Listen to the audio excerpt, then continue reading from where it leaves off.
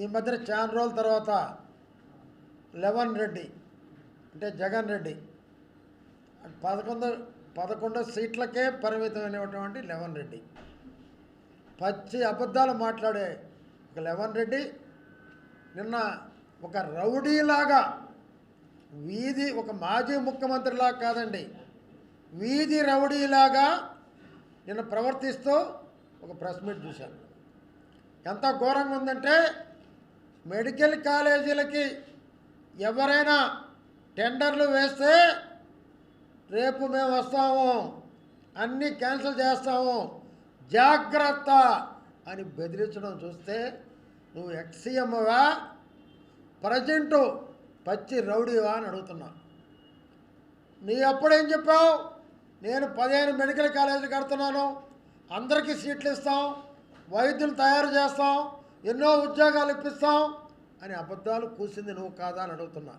5 కాలేజీలకే పరిమితమైన నువ్వు 10 కాలేజీలకి పునాదులతో ఆగిపోయినాయి.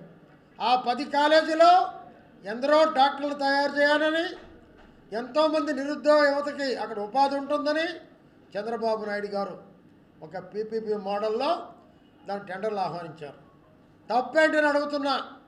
నువ్వు లక్షల కోట్లు అప్పు చేసి పారిపోతే ఈ రాష్ట్రానికి ఒక పెద్ద ఆయనగా, ఒక పెద్దన్నగా, ఒక తండ్రిగా ఈ రాష్ట్రాన్ని ఒక పరిపాలన గాడిలో పెట్టినటువంటి మహానాయకుడు చంద్రబాబు నాయుడు గారు.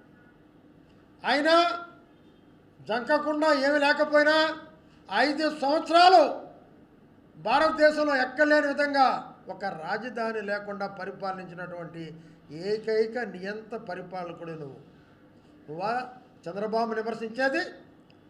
నువ్వా అని అడుగుతున్నా. ఏం పీపీ మోడల్ పిలిస్తే తప్పేంటి? రేపు పొద్దుట నేను వస్తా, ఎల్లుండి వస్తా, మొన్నాడు వస్తా. ఏడకి వస్తావురా? ఏడకి వస్తావా నువ్వు? అయితే ఒకటి జగన్మోహన్ రెడ్డి గారు, ఈ జన్మలో నువ్వు ముఖ్యమంత్రి కాలేవు, అది నీ పగటి కల్లేను. అయితే చంద్రబాబు, పవన్, అచ్చెన్నాయుడు ముగ్గురంట. ఇంతకుముందు చంద్రబాబు ఒకటే అనేవాడు.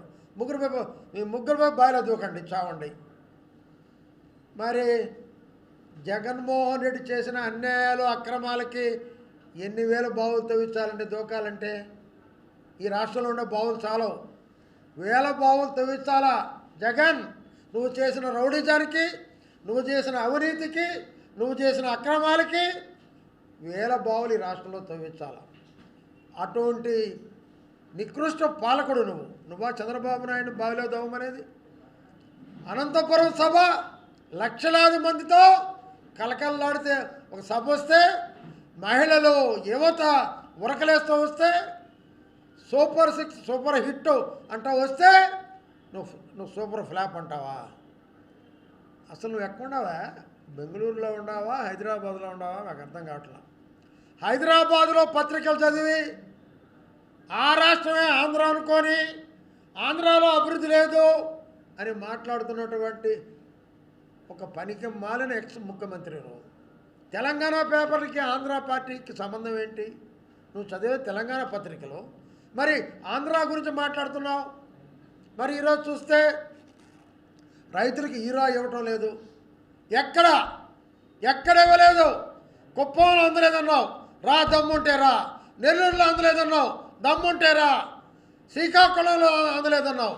అసలు ఏం మాట్లాడుతున్నావు? చేతగాని ఒక ముఖ్యమంత్రి ఈరోజు సూపర్ 6 కాదు, సూపర్ 6లో లేనివి కూడా ఆటో వాళ్ళకి 15,000 రూపాయలు ఒక సంవత్సరానికి వేస్తున్నాడు. అదే రకంగా అంగన్వాడీలకి గ్రాట్యుటీ ఇస్తున్నాడు.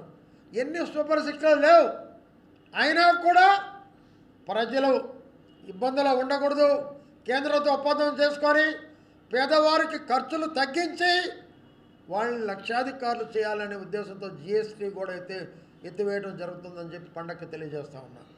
ఇంత మంచి పనులు చేస్తున్నటువంటి ఈరోజు చంద్రబాబును పట్టుకొని బావులో దూకు ఏమన్నా అర్థం ఉందండి?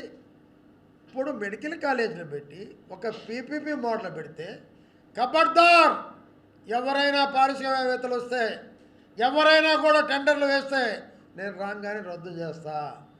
ఏంటండి ఇది? ఇది ఒక మాజీ ముఖ్యమంత్రి మాట్లాడే భాషనా అని అడుగుతున్నా. ఒక రౌడీలాగా వ్యవహరిస్తున్నావు. రాష్ట్రంలో రౌడీజాన్ని పెంపొందించింది నువ్వు. ఈ రాష్ట్రంలో నీ పార్టీ తలుపులేసుకొని పోయింది. నీ పార్టీ లేదు. కేవలం అక్కడక్కడ సోషల్ మీడియాలో పెట్టి ఒక అబద్ధాలు ప్రచారాలు చేస్తున్నావు. నీ బతికే అబద్ధాలు బతికైపోయింది. నీ పార్టీ నాయకులు ఒక్కరు లేరు. అందరు కేర్ ఆఫ్ ఆయా ప్రాంతాల జైళ్ళు. నీ పార్టీ నాయకులతో జైళ్ళు నిండిపోయినాయి.